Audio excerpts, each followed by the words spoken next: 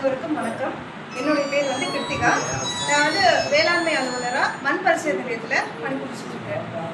First நம்ம வந்து இந்த ட்ரைனிங் வந்துட்டு எதுக்கு கூப்பிட்டுருந்தாங்கன்னா, இது வந்து மண் பரிசோதனை பற்றின ஒரு விழிப்புணர்வு. நீங்கள் எல்லாருமே வந்து ரொம்ப காலங்காலமாக பயிர் வச்சுருக்கீங்க. காலகாலமாக நீங்கள்லாம் பயிர் வச்சுட்ருப்பீங்க. மண் மாதிரி எடுத்திருப்பீங்க, டெஸ்ட் பண்ணியிருப்பீங்க, ரிசல்ட்டும் வாங்கியிருப்பீங்க. ஒரு சிலர் நாங்கள் மீட்டிங்கில் வந்து நாங்கள் இருக்கும்போது உங்களுடைய இதெல்லாம் நாங்கள் கொஞ்சம் காது கொடுத்து கேட்டோம். நீங்கள் சொன்னதெல்லாம், அதாவது ஒருத்தர் சொல்லியிருந்தாரு, நான் டெஸ்ட் கொடுத்தேன், எனக்கு ரிசல்ட் வரல, நான் வாங்கலை அப்படின்ட்டு. ஆமாம், மொபைல் வேனில் வந்திருக்கோம், நீங்கள் கொடுத்துருக்கீங்க. ஆய்வு வந்து நாங்கள் செஞ்சு உங்களுக்கு ரிசல்ட் கொடுத்துருக்கோம். உங்கள் கையில் வந்து சேராமல் இருந்திருக்கோம். கையில் வந்து சேரல, ஆனால் அதுதான் சார் நீங்கள் சொல்றது எனக்கு புரியுது. இப்போ நம்ம வந்து என்னன்னா, நம்ம ஆய்வகத்தில் எலைட் சாம்பிள் அப்படின்னு சொல்லுவோம். அதாவது நீங்கள் விவசாயிகளே நேரடியாக எடுத்துகிட்டு வந்து எங்ககிட்ட கொடுக்கலாம். எடுத்துகிட்டு வந்து நீங்கள் நம்ம ஆய்வகத்தில் கொடுத்தீங்கன்னா உங்களுக்கு நாங்கள் ஒரு 3 நாள் டைம் சொல்லுவோம். அதாவது நீங்கள் கொடுக்குற மண் சப்போஸ் ஈரப்பதமாக இருந்ததுன்னா எங்களால் உடனே பார்க்க முடியாது. கிட்டத்தட்ட வந்து சார் சொன்னார், நம்மளுடைய கவர்மெண்ட் வந்துட்டு 300 ரூபாய் வந்து காசு வந்துட்டு நம்ம வந்து கொடுக்குறாங்க. அதாவது ஒரு மண் மாதிரி வந்து நாங்கள் ஆய்வு பண்ணுறதுக்கு கவர்மெண்ட்டுடைய கணக்குப்படி 300 ரூபாய் ஆகுது. எங்களோட சம்பளத்தை உட்பட 300 ரூபாய் ஆகுது. ஆனால் நாங்கள் உங்ககிட்ட வந்து 30 ரூபா தான் வசூலிக்கிறோம். அந்த 30 ரூபா நாங்கள் வசூலிச்சு கிட்டத்தட்ட எங்ககிட்ட ஒரு 10 பேராமீட்டர்ஸ் நாங்கள் பார்ப்போம். அது என்ன பார்ப்போம்னா, மண்ணோடைய தலைச்சத்து, மணிச்சத்து, சாம்பல் சத்து, அது இல்லாமல் அது முக்கியமான சத்துக்கள், பேரூட்ட சத்துக்கள், நுண்ணூட்ட சத்துக்கள். அதாவது நான் உங்களுக்கு சொல்லணும்னா, மழை பெஞ்சா தலை பச்சை பச்சைன்னு இருக்குங்களா, சொல்லியிருப்பீங்க. இங்கேயும் ஒருத்தர் சொன்னார், மழை பெஞ்சது, மழை பெஞ்ச உடனே நல்லா பச்சையாக கிளம்பிச்சு அப்படின்ற மாதிரி சொன்னாங்க. அது என்ன சத்தால மழை வந்து இதாக இருக்கு. நீங்கள் காலகாலம் விவசாயம் பண்ணுறீங்க, உங்களுக்கு தெரியும். தலை சத்து, கரெக்ட். ஸோ தலை சத்தால தான் நம்மளுடைய மண்ணெல்லாம் மரம் எல்லாமே நல்லா பச்சை பச்சைன்னு பச்சை கட்டுது. ஓகே, இப்போ இங்கே எல்லாம் நான் ஒரு சின்ன அதாவது நான் இப்போ கனெக்ட் பண்ணுறது என்னென்னா, நாங்கள் இங்கே இருக்கும் போது நீங்கள் பேசுகிறத வச்சு நான் கனெக்ட் பண்ணுறேன். அப்புறமா நான் என்னோடய சாயில் சாம்பிள் கலெக்ஷன் பற்றி நான் சொல்கிறேன். நாங்கள் வந்துட்டு நீங்கள் லேபில் வந்து உரம் போட வேண்டாம்னு சொல்லுவீங்க, அதுதான் இந்த மீட்டிங்கில் சொல்ல போகிறீங்க அப்படின்ற மாதிரி பேசியிருந்தீங்க, நான் கேட்டிருந்தோம். ஆக்சுவலாக என்ன கருத்துங்கன்னா, இதுக்கு முன்னாடி நீங்கள் எல்லாருமே இயற்கை விவசாயம் பண்ணிட்டு இருந்தீங்க. எப்படியும் நான் சொல்கிறது ஒரு 50 வருஷம். அதாவது கண்டிப்பாக எங்கள் தாத்தாலாம் பண்ணிட்டு இருந்தாங்க, இயற்கை விவசாயம் தான் பண்ணிட்டு இருந்தாங்க. எங்கள் பாட்டி வீட்டிலலாம், எங்கள் பாட்டி இன்னும் இருக்காங்க, என்ன சொல்லுவாங்கன்னா, நான் வந்து கெவுரு போட்டேன், கம்பருத்தேன், சோளம் போட்டேன் அப்படின்வாங்க. நான்லாம் பார்க்கல. எங்கள் அப்பா நெல்லை தவிர வேறு எதுவும் போட மாட்டார். நெல், உளுந்து, கரும்பு தான் எங்கள் வீட்டில் போடுவாங்க. வேறு எதுவும் எங்கள் வீட்டில் இது போட்டு நான் பார்த்ததில்லை. ஆனால் எங்கள் தாத்தா பாட்டி என்ன சொல்லுவாங்கன்னா, நான் இங்கே சோளம் போட்டேன், இங்கே கரும்பு போட்டேன், இந்த கம்பம் போட்ட இடம், கம்மங்கொல்லி நல்லா காய்க்கும் அப்படின்னு அவங்க நம்மக்கிட்ட சொல்லி நான் பார்த்தது உண்டு. இது என்ன, எதுக்கு இதை நம்ம சொல்ல வரேன்னா, நம்ம வந்து தொடர்ந்து நெல்லை தான் போட்டுட்ருக்கோம், தொடர்ந்து கரும்பு தான் போட்டுட்ருக்கோம். இப்போத்தி இதில் வந்து நம்ம யாரும் வந்து மாறி போகிறது இல்லை. நீங்கள் என்ன ரீசன் சொல்லுவீங்கன்னா, இங்கேன்னு இல்லை, ஒரு விவசாயியோடைய, நானும் விவசாய குடும்பத்தில் வந்தெல்லாம் அந்த விவசாயியோட கஷ்டம் எனக்கு தெரியும்.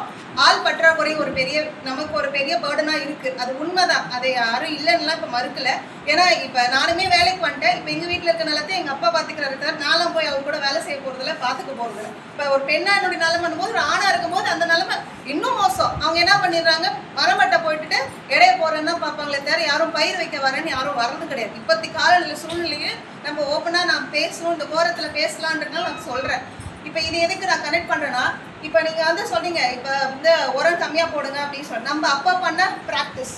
அப்போ என்ன பண்ணோம், நம்ம வந்து நீங்கள் வந்து எரு அடிச்சிருப்பீங்க. இப்போ எரு அடிக்கிறீங்களான்னு கேட்டால் அதுக்கான காசு அதிகமாக இருக்குது. இதுக்கு முன்னாடி நீங்கள் சனப்பை தக்கப்பொண்டு பயிர் வச்சுட்டு அடுத்த பயிர் பண்ணியிருப்பீங்க. இப்போ ஒரு சிலர் தான் சனப்பை தக்கப்பொண்டு போட்டு அடுத்த பயிருக்கு போடுறோம். இப்போ இதை நான் எது கூட கனெக்ட் பண்ணுறேன்னா, யூரியா பயன்பாடை குறையறதுக்கு கனெக்ட் பண்ணுறேன். ஏன்னா முன்னே நம்ம வந்து எரு போடுறாலோ இல்லை நம்ம சனப்பை தக்கப்பொண்டு போட்டு நெல் பயிர் வைக்கும் போது என்ன ஆகுனா, அந்த மண்ணுக்கான தலை சத்து வந்து அதுக்கு கிடைச்சிடும் ஆட்டோமேட்டிக்காக. அதாவது மண்ணில் யூரியா எதுக்கு போடுறோம், யூரியாவில் என்ன அதிகமாக இருக்குது, தலைச்சத்து, அதாவது நைட்ரஜன் கண்டென்ட் அதிகமாக இருக்குது. அந்த நைட்ரஜன் கண்டென்ட் வந்து பார்த்தீங்கன்னா நமக்கு காற்றுல இருந்தால் நமக்கு நேரடியாக வந்து வரும், மண்ணில் கிடையாது. அது காற்று மூலியமா ரியாக்ட் ஆகி தான் வரும். அதுக்கு தான் நம்ம சனப்பை தக்க போட்டு நீங்கள் வந்து எரு அதெல்லாம் போடுங்கன்னு நம்ம வந்து சொல்லி நம்ம வந்து இங்கே அவேர்னஸ் மீட்டிங் நடத்துறது. இப்போ நீங்கள் வந்துட்டு யூரியா போடாமல் நீங்கள் இதை வந்து போட்டுட்டு அடுத்தது நீங்கள் கொடுக்க வேண்டிய சத்து பேரூட்ட சத்துக்கள், அதாவது மீதி இருக்கிற தலை சத்தும் சாம்பல் சத்தும் நீங்கள் கொடுங்க. அதுக்கு நீங்கள் அந்த பயன்பாட்டுக்கு மற்ற இதை கொடுங்க. பயோ ஃபர்டிலைசர் நம்ம டெப்போவில் நீங்கள் எப்பயுமே உளுந்து வாங்கும் போது, நெல் வாங்கும் போது கொடுப்பாங்க. அதை எத்தனை பேர் பயன்படுத்துறீங்கன்னு தெரியல. பெரும்பாலும் நாங்கள் கேட்கும் போது பண்றது இல்லை, எங்களுக்கு வீட்டில் தான் இருக்கு அப்படின்னு சொல்றீங்க.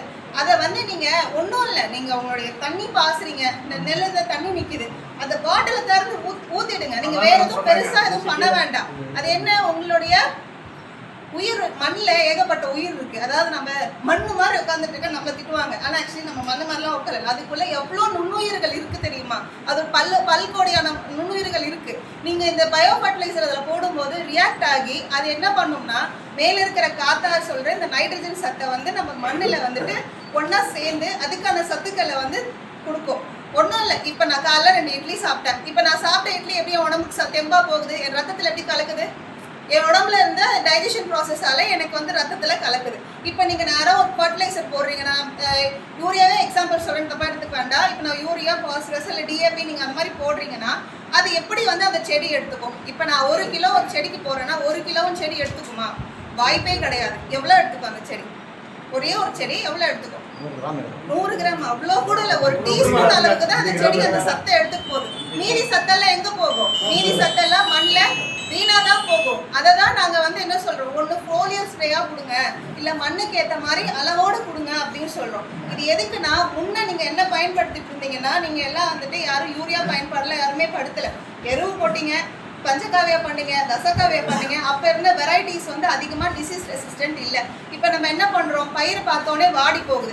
எங்க வீட்லயுமே நான் சொன்னா கேட்க மாட்டேங்கிறாங்க, வாடி போகுது, உடனே 2 யூரியாவை போட்டா பச்சை கட்டினா தான் அவங்களுக்கு மனசு திருப்தியா இருக்கு. பச்சை கட்டினோடனே என்ன பண்றாங்க, பூச்சிலாம் என்ன பண்ணுது, பச்சையை பார்த்தோன்னே அதுக்கு ஆசை வந்துடுது, பயிர்ல இறங்கிடுது. இறங்கி என்ன பண்ணுது, அட்ராக்ட் ஆகுது, பூச்சி அதிகமா வருது. இதனாலதான் வந்து பூச்சி அதிகமா வருது.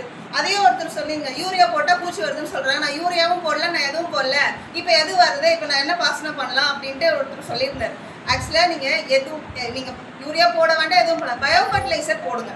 இப்போ நம்மளுடைய பயோ ஃபர்டிலைசர் நம்மகிட்ட கொடுக்குறாங்க. இப்போ கரும்புக்கு பயோ ஃபர்டிலைசர் இருக்கு, பயோ ஃபர்டிலைசர் அப்ளை பண்ணுங்க. அப்ளை பண்ணிங்கன்னா அதுக்கான சத்து வந்து கன்வெர்ட் பண்ணி அது கொடுத்துப்போம். நீங்கள் போடுற பயன்பாடை குறைச்சிக்கோங்கன்னு தான் சொல்கிறோம். அதுக்காக நீங்கள் போடவே வேண்டாம்னு நாங்கள் சொல்ல, உங்களுடைய பயன்பாடை குறைச்சிக்கோங்க.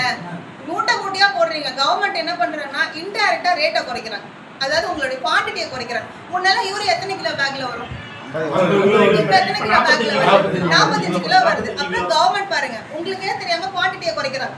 அதாவது ரேட் அதே ரேட்டு தான், ஆனா குவான்டிட்டி குறையுது இல்லை. நீங்க அந்த கலரை பார்த்து தான் நீங்க வந்து அதை டிசைட் பண்றீங்க. கலர் அங்க மேட்டர் இல்லை, நமக்கு தூர் கட்டுதுங்களா, நமக்கு அதுக்கான பேனிக்கல் இது நல்லா கட்டா வருதா, அதுதான் நமக்கு முக்கியம். பொட்டாஷ் மொபிலைசர்னு ஒன்று நம்ம டெப்போல பயோ ஃபர்டிலைசர் இருக்கு. எத்தனை பேர் அந்த பொட்டாஷ் மொபிலைசர் வாங்கி போடுறீங்க? சிங்க் மொபிலைசர் இருக்கு, எத்தனை பேர் சிங்க் மொபிலைசர் வாங்கி போடுறீங்க?